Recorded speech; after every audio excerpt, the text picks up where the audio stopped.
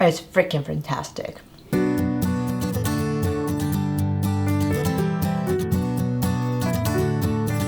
Hi guys, welcome back to Budget Friendly Cooking. I am Donna and today we're going to make butternut squash pkhali.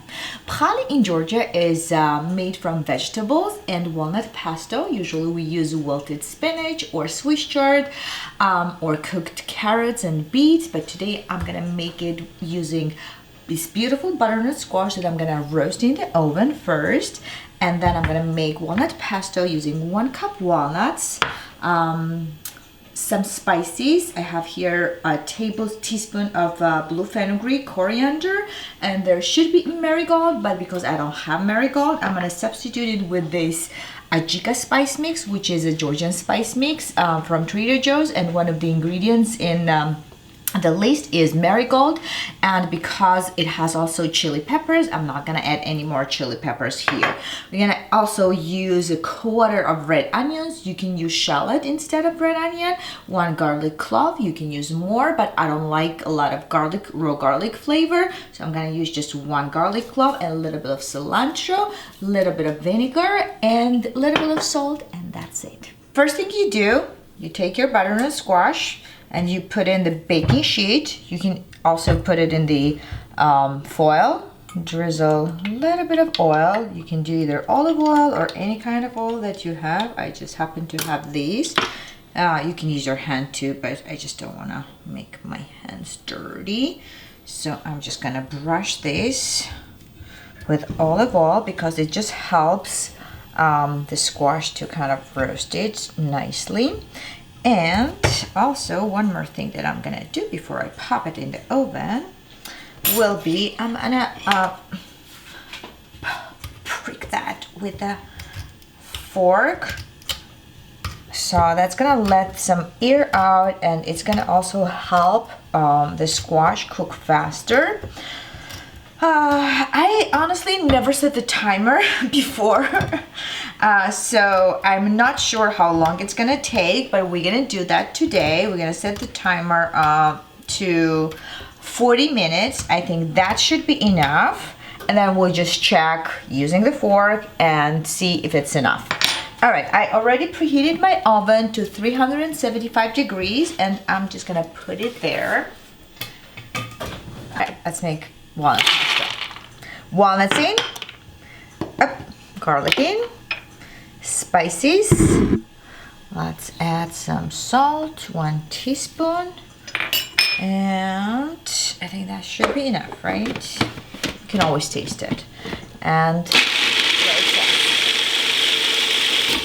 I kind of like to leave a little chunks of walnuts, have a little texture, not to make too pasty.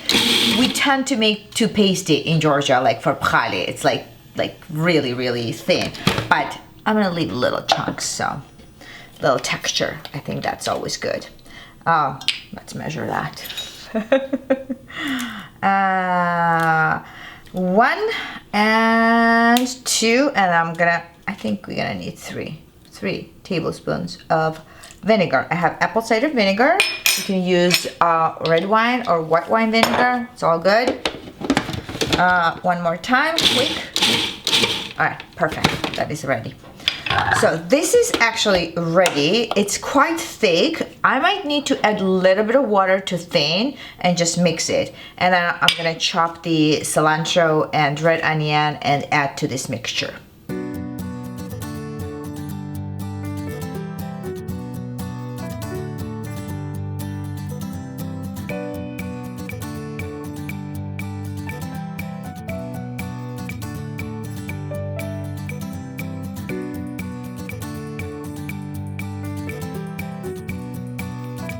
I made this pkhali for the first time a couple of weeks ago for one of the events that I did, and so there was one person there who said that he's had a lot of pkhali in his life, but this was his favorite.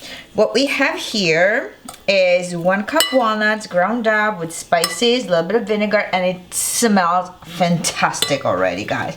Also has a little bit of salt, some red onions, a little bit of cilantro, and pomegranate seeds. If we need more pomegranate seeds, we can always add that. We are waiting for our butternut squash to roast. We have 25 minutes to go, and then we have to let it chill a little bit, grate it, and add to our mixture, and we're gonna be done. Now we can relax. So we have our butternut squash ready. It was in the oven for 40 minutes, and then I added 10 more minutes. So now it's kind of nicely cooked. It still has a little resistance, and that's what we need. We don't need very mushy butternut squash. We're gonna peel this butternut squash. So I let it cool for about 15 to 20 minutes, so now I can handle that. It's still nice and warm. Okay, and I'm gonna cut it into this size, and we can peel that. So of course, I don't need to explain that we have to cut this part out and take the seeds out. We don't need the seeds in our pkhali. What we do now is take the grater, and you can, oh, it still has nice texture. I like that. So you just grate that. That's it. That's all you need to do. You can also do like little cubes if you don't have a grater, and you can just do the mix of grated and cubed squash. I think it will have like kind of different texture. Look at that. Yeah. Let's try to do cubes from this one piece. Just kind of like very thin ones. You don't want too thick. I mean, it's up to you. You can do like thicker, you can do thinner. But I think this one is the size that I like. So that's what I'm doing.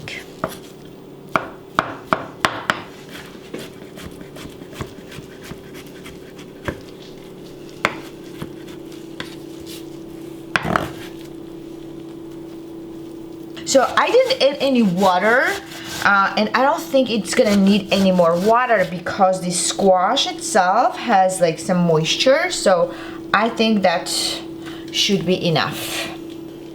Just gonna use my hands because this is really more satisfying, and you can mix it so much better. So when you serve this, you can always garnish with more cilantro, red onions, more pomegranate seeds. So make sure that you save a little bit, put it aside so you have that for the garnish. Okay, let's move in our serving bowl.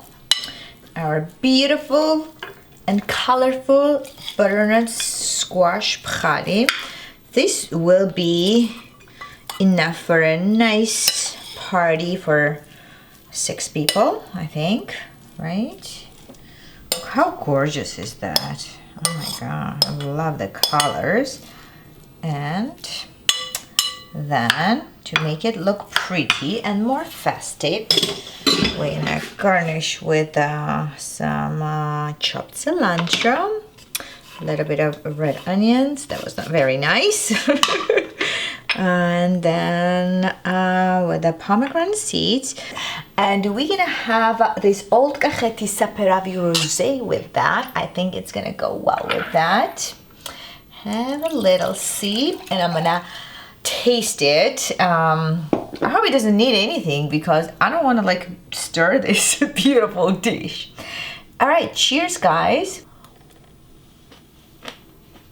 It's freaking fantastic. To my taste, I would add more chili flakes, but for someone who doesn't like too spicy, this is a very balanced dish. It has this vinegar flavor, and tomorrow it's gonna taste even better because all the flavors from spices and the vinegar and the garlic will be absorbed. That is all for today, my dear friends. Don't forget to subscribe, and I will see you next week. Bye bye.